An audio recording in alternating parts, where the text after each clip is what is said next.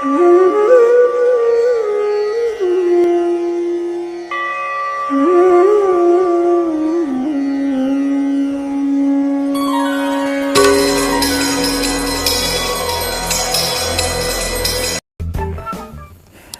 प्रिय आत्मी बंधुओं,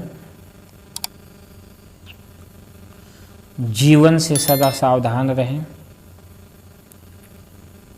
और जीवन में किसी भी प्रकार के घटना दुर्घटनाओं से अगर हम सजग हैं तो मेरा पूर्ण विश्वास है कि आपके जीवन में किसी भी प्रकार का संकट नहीं आएगा।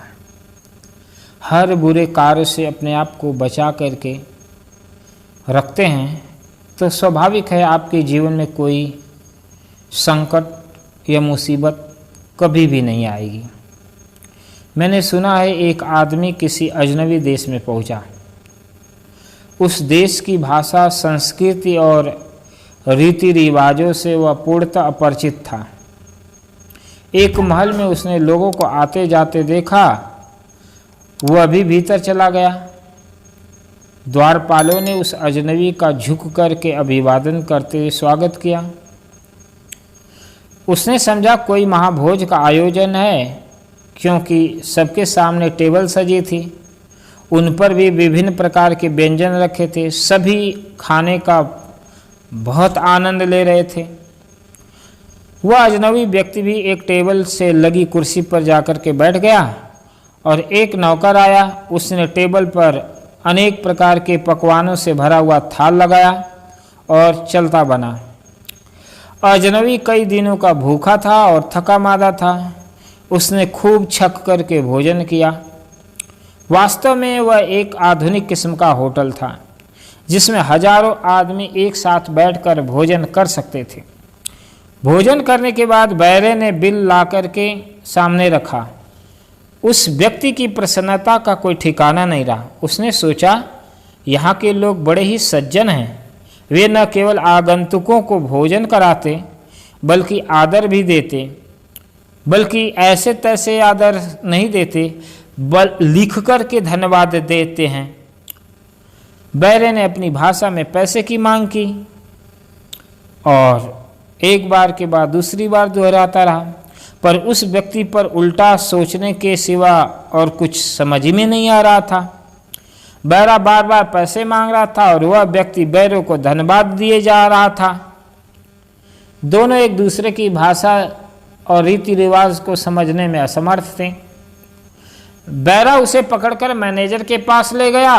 वो सोचने लगा कि यहाँ के लोग बड़े ही विचित्र हैं, बड़े ही अद्भुत हैं।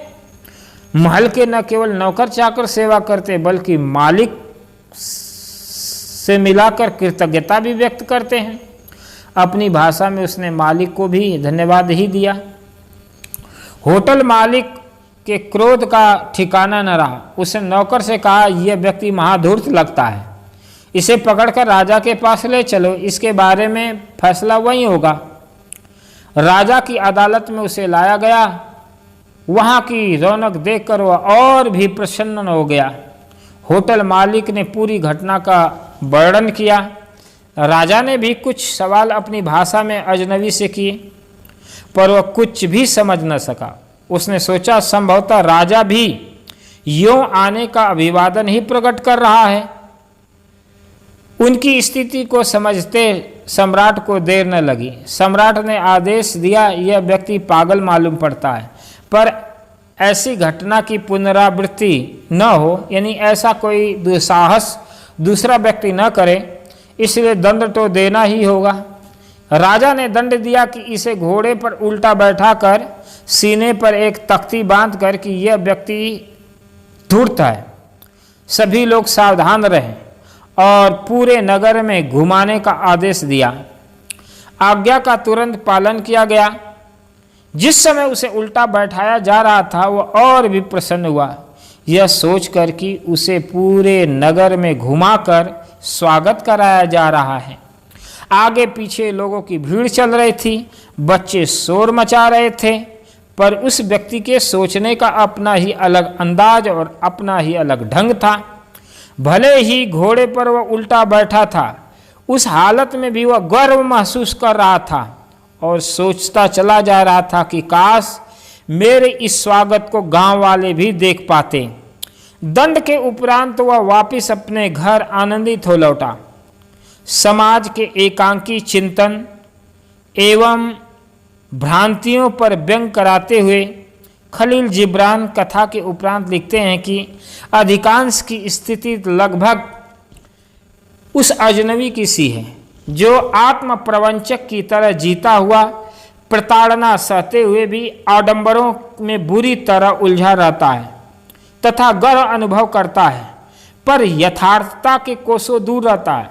समाज ऐसे ही लोगों से भरा पड़ा है, अर्थात मनुष्य को अपने दंड, अपने बुरे कर्म से भी अपने आप को जब गर्व होने लगे, अगर वो अपने बुरे मार्ग पर या बुराई के कर्म करने के बावजूद भी ठगहारी, आडंबर, रिश्वतखोरी, चुगली और तमाम प्रकार के सामाजिक मानसिक शोषण, सामाजिक शोषण करने के बावजूद भी वह अपने आप को गौरवान्वित महसूस करता हो, तो समझ जाइए वह आत्म प्रवंचक व्यक्ति है।